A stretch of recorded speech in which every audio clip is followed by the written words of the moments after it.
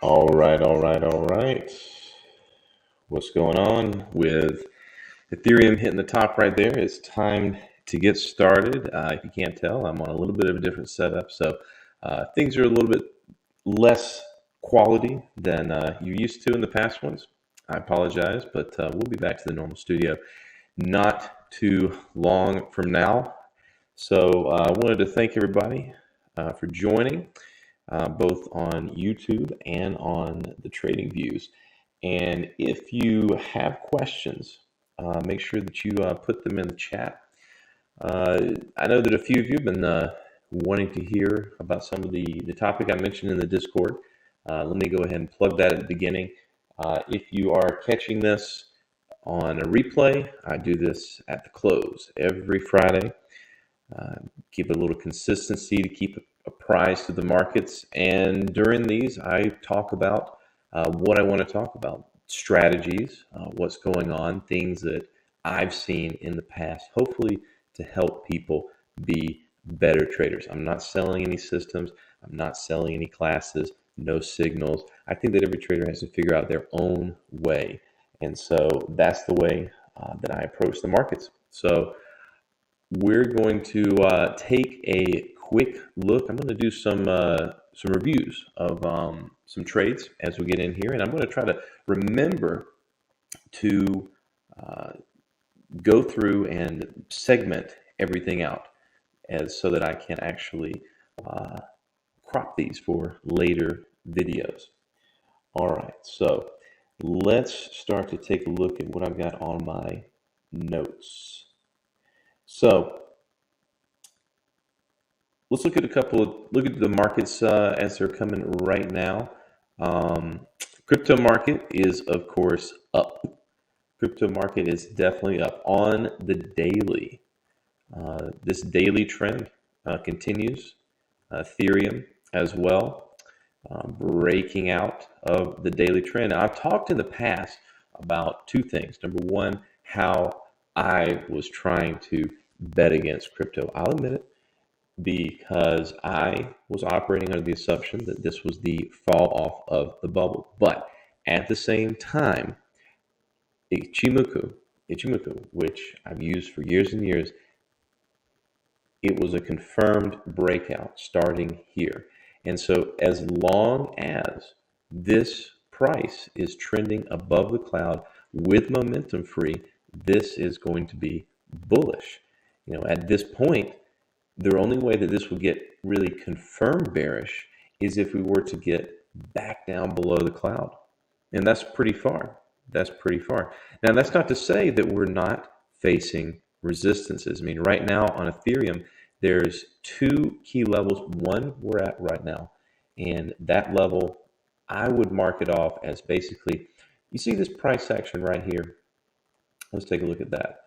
So whenever you make a major high, and you're looking for price to come back to that high. If you're an aggressive trader and you're looking for, let's say, a profit target, not that you're going to take it there, but just as a resistance, the tippy top right here, okay, you could aim for that, but sometimes it's going to miss. And so what I've found over time is it's best to look at that price action as you see it there and find that halfway point. Again, a 50% retracement inside of there. So what I would be looking at for a resistance here is where we're sitting in this range right here, where we're at the halfway point of this. Now, am I saying this is the top? No. But there's different levels for this to retest the top. This would be the first one right here. The next one, of course, would be the past all-time high. If it breaks these levels, you can assume it goes on to the next phase. What do I mean by break? Well, a break to me, I like to look for confirmation. And confirmation is going to come in the form of a candlestick close.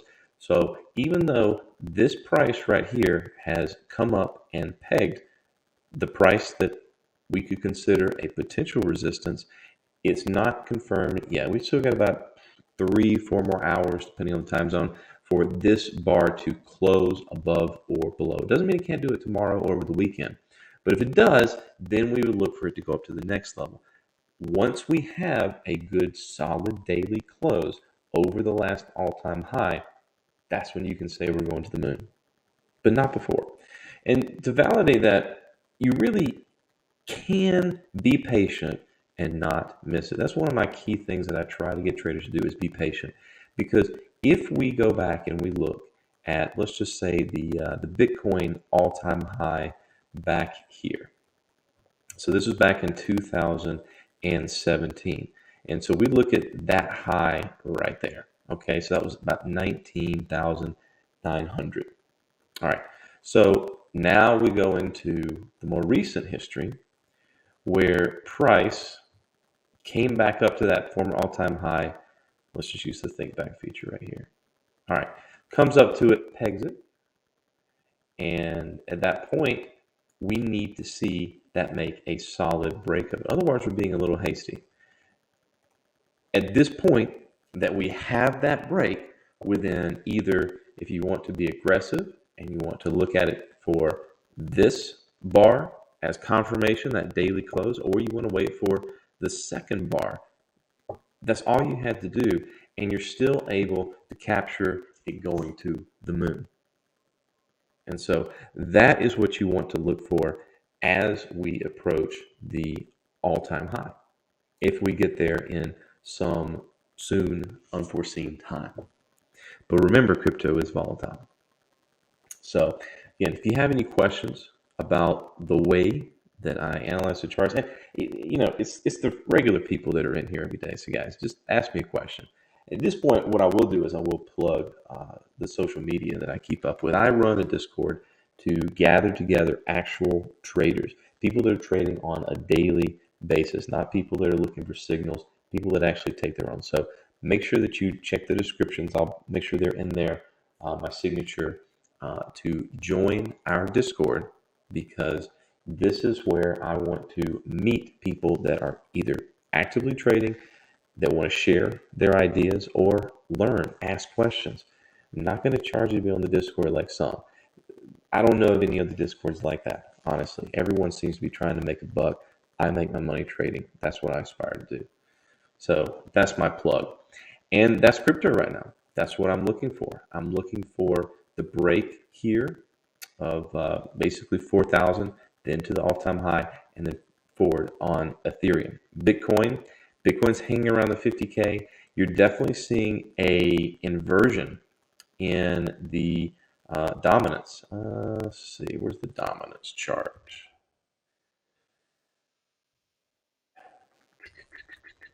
BTC dominance.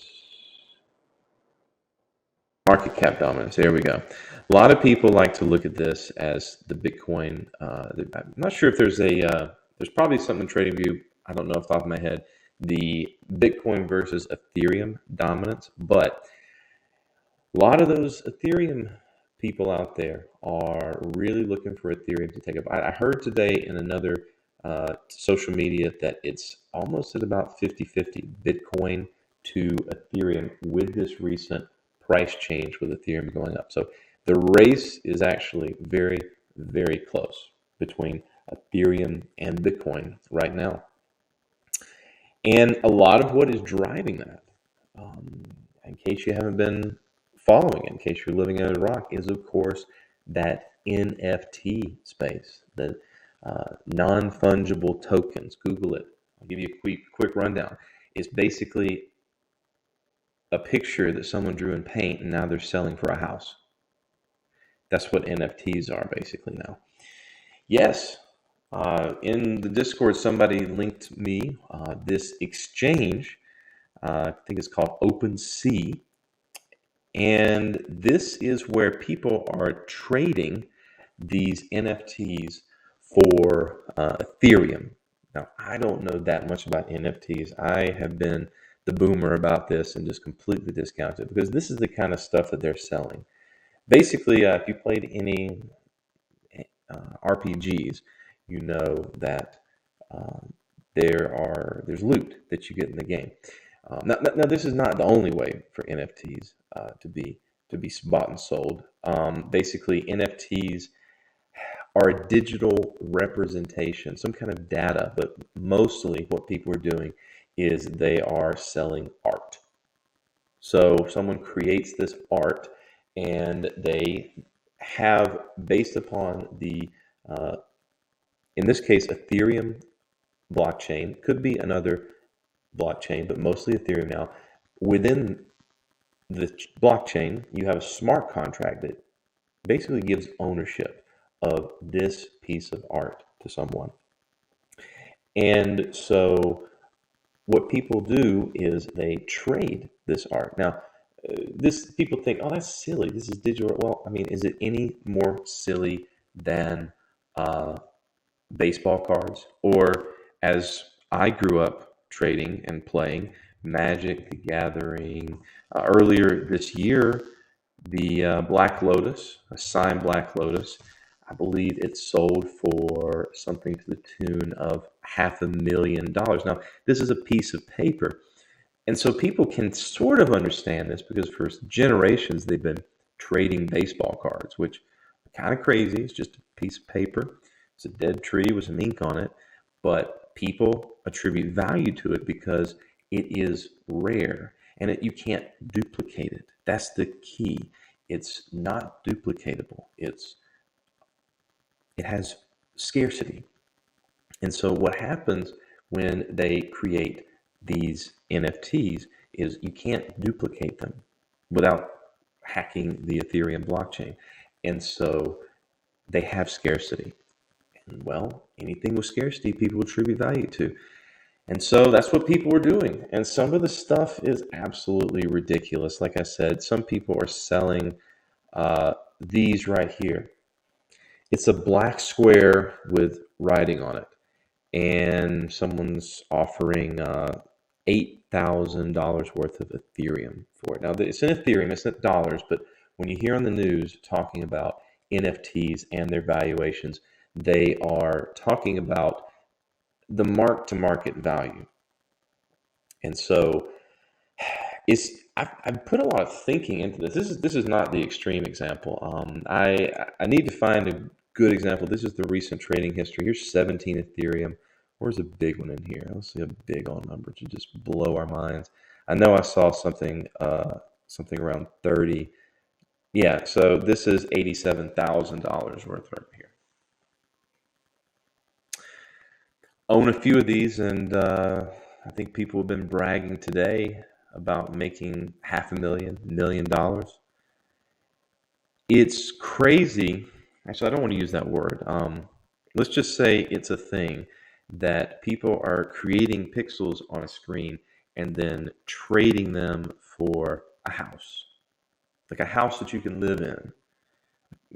This is beyond a car at this point, actually, or it's just a very, very nice luxury car. But it's not that hard to wrap your head around if you think about the scarcity. And it's not completely unprecedented if you think about how people value art and how people value collectibles. And it's not that hard to really understand if you go back to that age-old example of the tulip mania, where, according to Investopedia, at the height of the market, the rarest tulip bulbs, flowers, traded for as much as 6 times the average person's annual salary, or a house. You could trade a flower for a house. People do crazy things, but people don't change. This was almost 500 years ago, 400 years ago. Well, we're getting close to 500. Jeez. Not unprecedented, but I think it also helps to understand this if you understand the concept of the Keynesian beauty contest. Yes, John Maynard Keynes actually predicted this happening. And he did it by looking back at the history, or the history of speculation, as well as the history of the stock market. And in 1936, he predicted all this NFT stuff and all this rampant speculation. It's called the Keynesian beauty contest. And what it was a theory that he based upon something going on at the time where newspapers would put out this contest. And in this contest, they would have pictures of pretty faces. And what you would do is you would select what you thought was the prettiest faces. You select 5 or 6 of them. And if you chose the most popular 6 faces, you would win. And so the key was, you pick who you thought was pretty, but that's not really the best way to win the contest. If the goal is to win, you need to have some higher level thinking. And so the naive way to do it would be to use what we would call zero level thinking, and that is randomly pick a face, randomly pick faces for the contest. Or let's take it back to the NFT market. Randomly pick one of these crazy NFTs and buy and hold it. Well, that doesn't really help you to win. You're just picking randomly. So first level thinking would be, well, let me pick the pictures that I think other people will find beautiful. In other words, the strategy there, to have a strategy for it, would be to pick the faces or pick the NFTs or now pick the stocks, which is what he was talking about at the time, that other people think are valuable. So to relate it back to stocks, to relate it back to anything with a fundamental bias, if you pick companies with great balance sheets and great fundamentals, that, if you have not been paying attention over the last few years, doesn't guarantee that stock will go up. In fact, companies with horrible fundamentals have been going absolutely wild. Well, that's because you need to use the second level thinking, which is you need to not just look at what other people will think are beautiful, but what people think that other people will think are beautiful. So going back to NFTs and going back to stocks or anything speculative, if you have stocks or NFTs or anything crypto to choose from, it's not about what it's valuable now. It's not even about what you think people are valuable. It's what people are going to value in the future. That's how you win the game, as it were. Let's take it back to take Tesla, for instance. Let's use Tesla as an example of one of those stories. So we all remember Tesla. If we've been following, we could be, Zoomers. 2018 was a very rough period. Let's use the weekly to make this thing a little cleaner. And we don't necessarily need Ichimoku. Yeah, before all that happened. So 2018, Tesla was facing some very hard times. There was a lot of short sellers. Billions of dollars were short Tesla because the fundamentals just weren't there.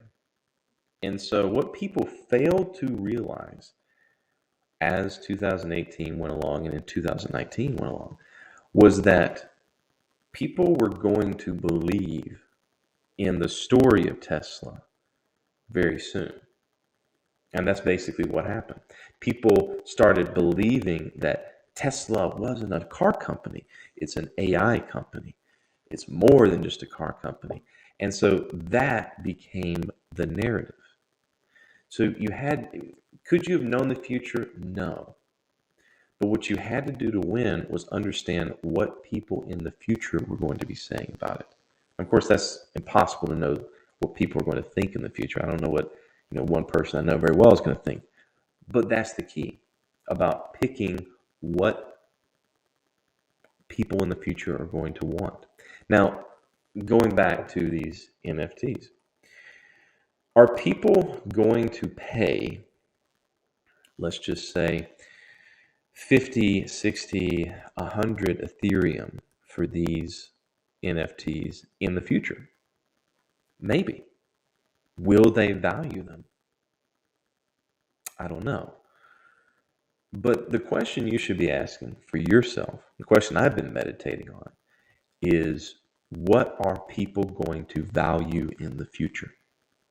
That's been kind of the thing I've learned in a little bit of real estate that I've been doing recently. What's interesting is that the cheap houses are going quickly, and inexplicably, the very expensive, very, very nice houses are going for really top dollar quickly. It's those in the middle that are actually having a hard time selling. But it makes sense because value, a nice house is going to be a nice house if you keep it up, whether it's now at $400,000, $500,000, or 10 years from now at $1 million. People still will want to live in a nice house.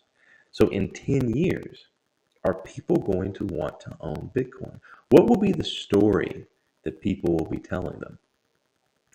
10 years ago, when I started it, it was a libertarian thing. Now, with regulation coming about, it's not looking so promising for that. But you had to, if possible, foresee, and those that did have made a lot of gains from it, that the narrative about inflation was going to dominate people's consciousness. And people would be so afraid to just hold on to cash, hold on to dollars, that they would dump their money into assets. I think that's the lesson. Buy assets. Really and truly, buy assets that people will want to own in the future. And it doesn't matter what the dollar value is, because they're going to print more dollars, but they're not going to make more of those assets. So it's not that hard to understand if you just think about it a little bit, all this NFT stuff. So hopefully some of you guys have some pixels that are worth sports cars now. Talking about the regulation space. I gave a presentation about a week or two ago at a live meetup. I don't want to give the whole presentation. I've got to record it. I may upload it. We'll see. But I will show the final slide here.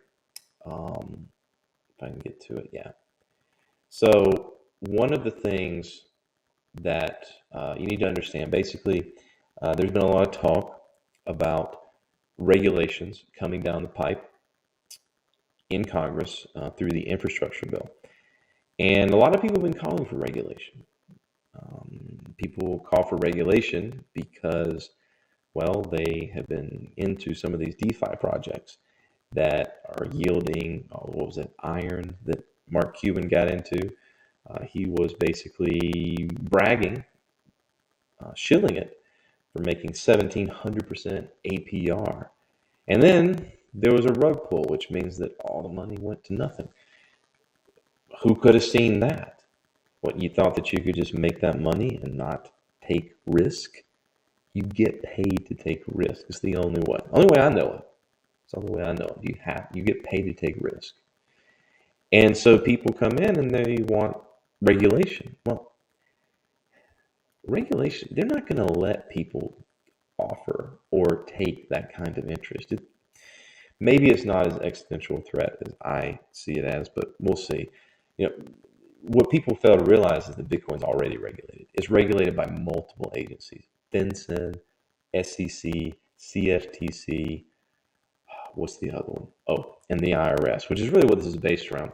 What these new regulations basically do is they really broaden the definition of what is a digital asset. Makes it incredibly broad so that all of these regulatory agencies will have the power to get their fingers into it. Also, it broadly defines the definition of a money service business. This is related to FinCEN. This is related to Know Your Customer, KYC, and AML, anti-money laundering. This is designed to keep bad people from doing bad things on the internet, terrorism, and all that kind of stuff. But ultimately, it's about the reporting requirements. It's about making sure that if people are making gains, they're paying taxes to pay for this infrastructure bill. And so, essentially, what the new regulations coming down are going to make it where people have to report their transactions they're having to the various agencies.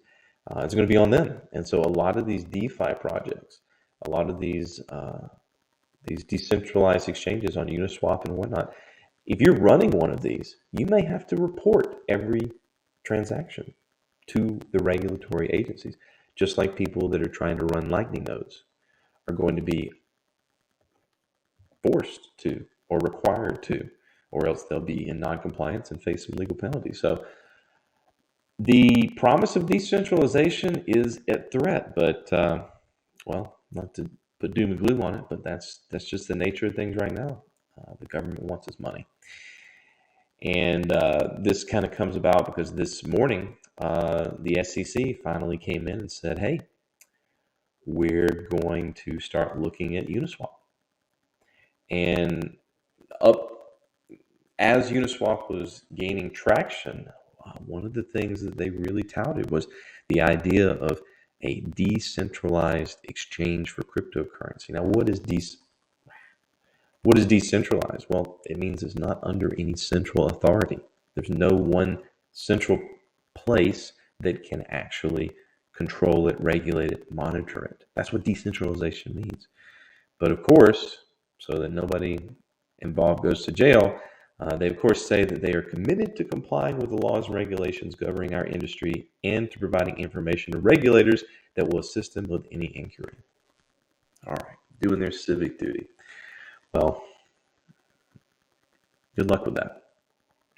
So that is the current state of crypto right now. Price going higher, retesting the top. NFTs going crazy, which is really driving this demand for Ethereum. I mean, if you were looking for a fundamental reason as to why Ethereum is going up the way it is, it's because there's demand for it. People use Ethereum to buy these NFTs, to speculate on these NFTs. Pretty smart to put it on the chain there. So there's your reason. All right. So as promised, we're going to look at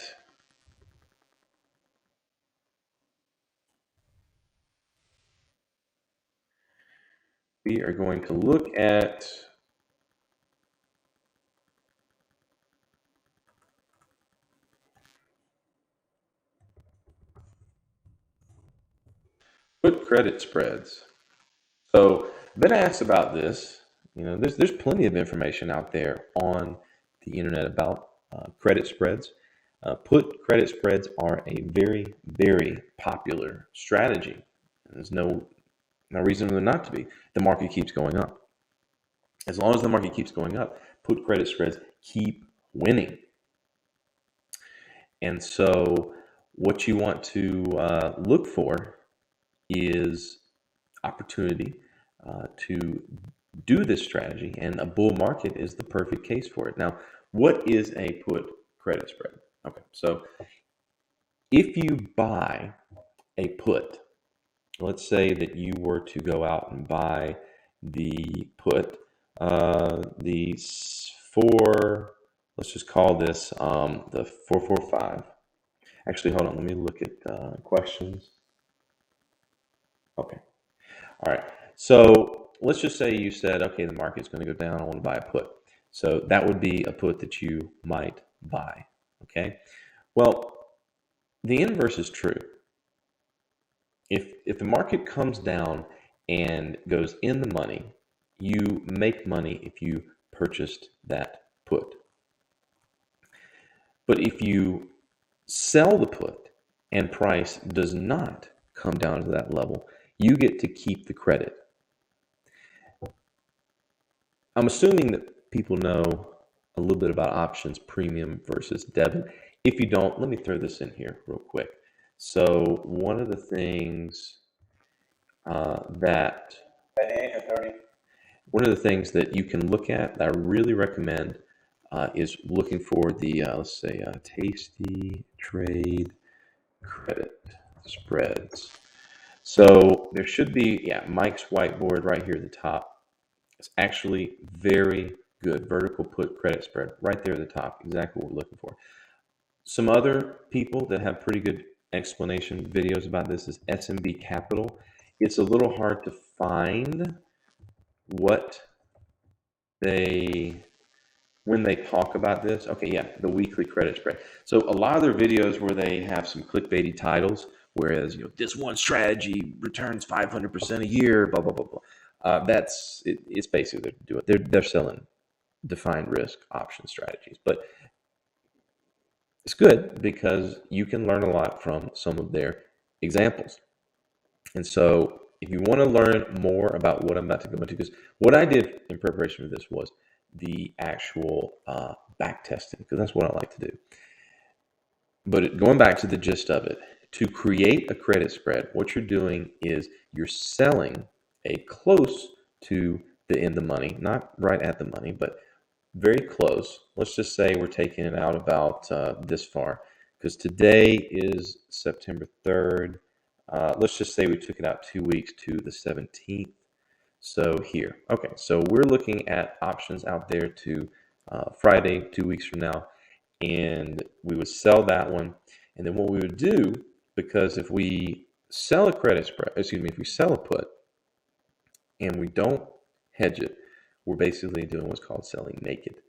And if that happens, if that price gets down below there, then now we're on the hook for pretty much unlimited losses. We don't want that. So what makes it a credit spread, what makes it a spread is you're creating a spread. And so what you would do to lock in your maximum loss is you would buy an option, same expiration on September 17th.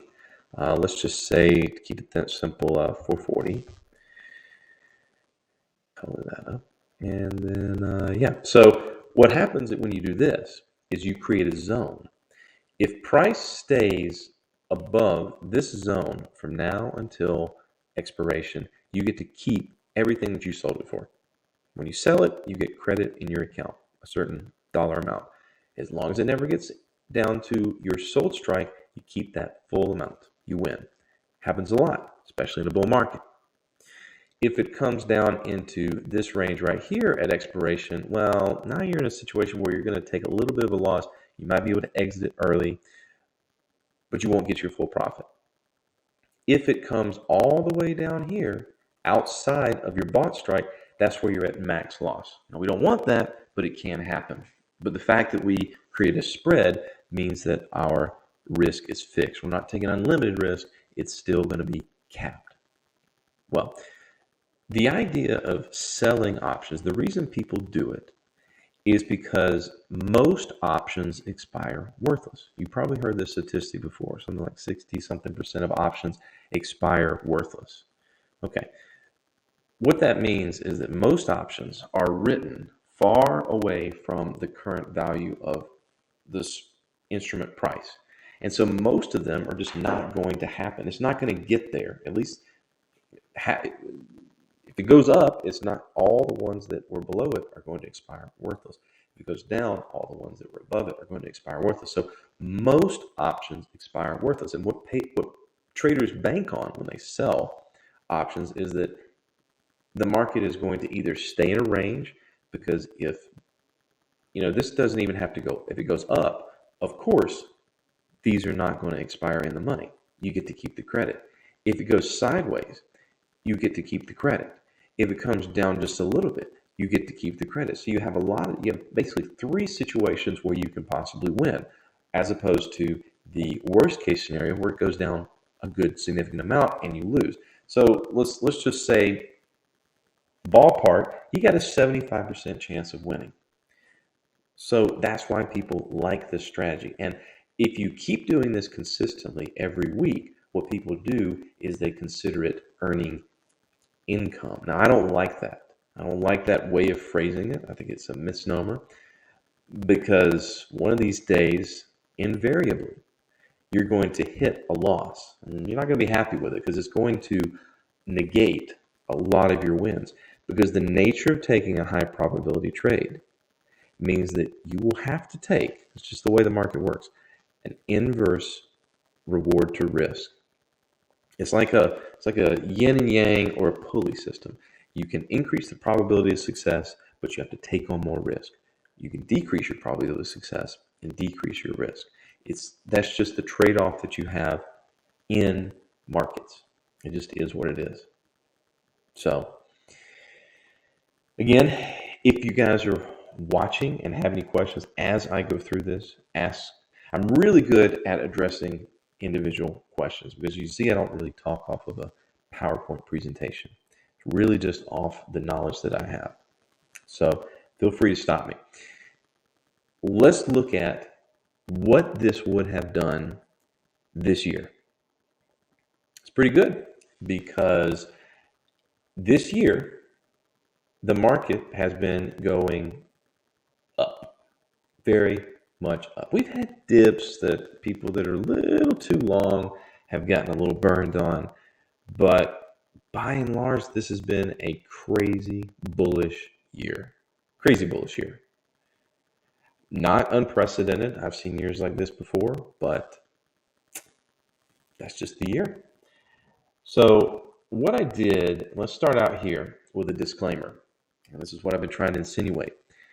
As I present this to you guys, we are in a raging bull market.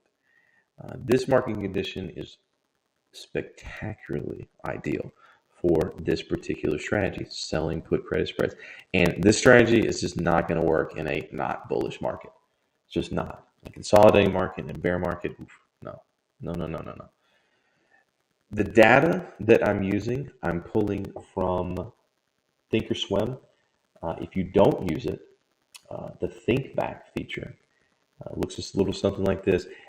You don't have to have a funded account to have access to this, which is the beauty of it. I know a lot of people that may watch, they're used to using apps to trade and do options. You can do credit spreads on pretty much any app out there, but you're going to not have the full breadth of information that you will from a desktop application.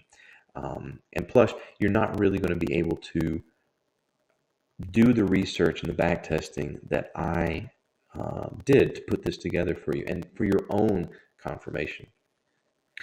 Let me show you, though, while I've got the platform up, what putting together one of these would look like. So what I've done here is I've gone back to the beginning of August this year, August 2nd, 2021. So we can go by different days. What's great about this is, notice we've got the whole option chain right here. We can see every option and all the prices for every day. These are closing prices, not intraday. You can actually get intraday if you're clever, but it takes a little bit of work on Thinkorswim. But just for the purposes here, we're going to use 8.2. And what we can do is we can say, all right, I want to sell, which is what you're doing, a vertical, which is Thinkorswim's version of credit spread. Spreads are verticals, it's an interchangeable synonym. And what I wanted to do to maintain consistency in this test was every time we sold a put credit spread, we did it for a $5 wide, and we looked to earn a credit of around $1. Around. Okay. So what we do to structure this, again, we sell one leg, which will be the 435 put, which is, let's say we're at 437.59, about 3.5 delta out of the money. And then on the buy leg, we're buying the 430. Let's see a little bit more here. You can do that to find more. So there it is up here. So we're basically buying the 430, selling the 435, buying the 430, and creating the credit spread. And then what it tells us here is the price that we would get. This would be the credit that we would receive if we sold this credit spread. And what this is basically you take the bid and the ask, and you have the market price, which is about $2.99, minus the market price of the 430, which is about $1.99, roughly $1 or $100 is what's going to be your credit spread. And that's the credit that you will receive. And then what we can do is we can go forward in time, and let's just see at the end of the week, basically stock had gone up, well, the SPY had gone up from 437.59 to 442. That means it's going up. It's getting farther away from our 435 strike price. Of course, now we've basically earned almost the full value of the credit spread. So as it goes up, it gets farther away from our danger zone of the credit spread, we make money. And then at this point, if we wanted to, we could close it out, capture that credit, take all the risk off the table, call it a win, put it in our log. And so that's basically how you're going to do a credit spread on the basic level. Now, the key is that this is a high probability strategy. So what you need to do is you need to be doing this consistently. Every week is a possibility. Every month is another possibility. What I chose here was a 2-week expiration. You can do a 3-week, you can do a 4-week, up to you. That's what you have to figure out. There's no right answer. It just really depends on how much maintenance you want to put into it. But for the purpose of the test, I tried to keep things very consistent. I didn't use any kind of technical analysis to optimize the entries. I just took a credit spread on the Monday or the first day of the week out to Friday a week. So typically 10 to 11 days up till expiration. That was the length that I took it. And let's look at the results for this year. So starting on January 4th, right here, I wonder if we need to blow this up a little bit.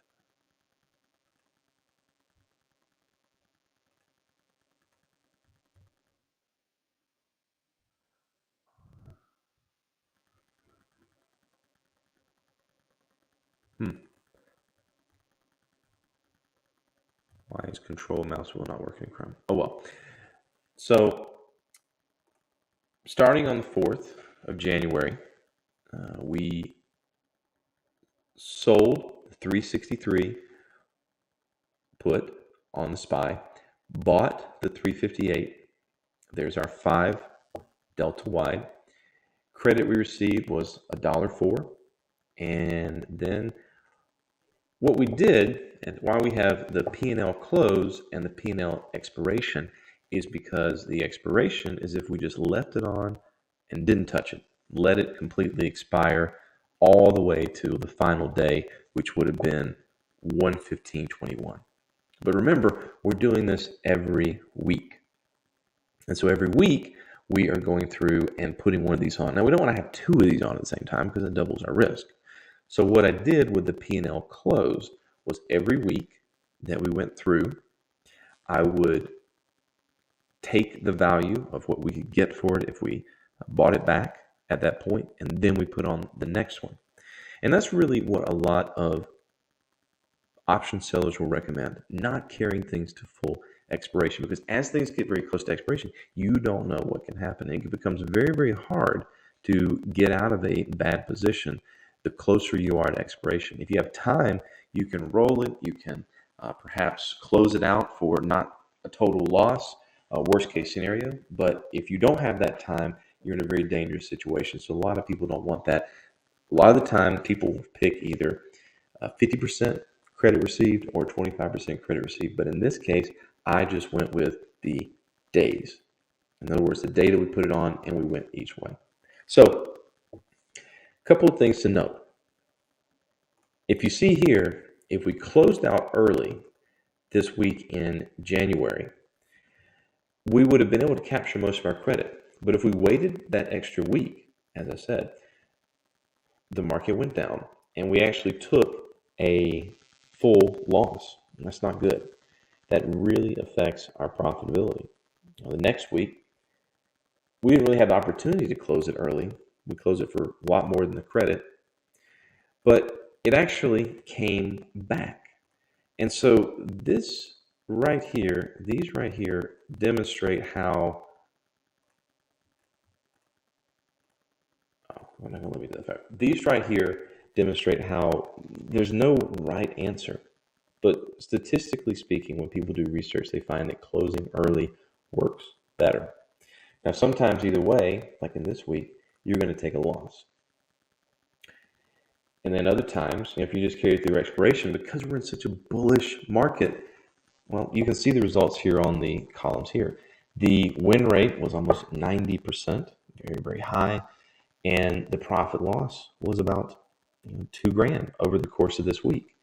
Just doing the same strategy week after week. if you just held to expiration. If you didn't hold to expiration, you made about half that much with a gram. Sounds pretty attractive, I know. And so the question there is, well, what kind of risk profile do we have? Well, if we did this with, let's say, $1,000 account, if we took a hit like this, 390, that cuts us almost 40%. That's not good. We don't want that. So maybe we want to get a little bit larger account to do this with. Maybe you really need at least 10 grand, because that would represent a 3.9% drawdown. You can't do it with less than that, or you can, but the problem becomes when you have these drawdowns, if they happen in a row, it becomes very difficult to work your way back, even though you have such a very profitable strategy. I was very hesitant to show this particular strategy here because it's so good for this year. I don't want people to get the idea that this is this is a typical year. And so I did 2018. Let's see what 2018 ended up being. So this is the start of 2018. And what I did was I went through and made it where I can show this week by week. And you can follow along in the top and see the win rate and the profitability. First 3 weeks of 2018, great. Going fantastic. Next week, we take a loss.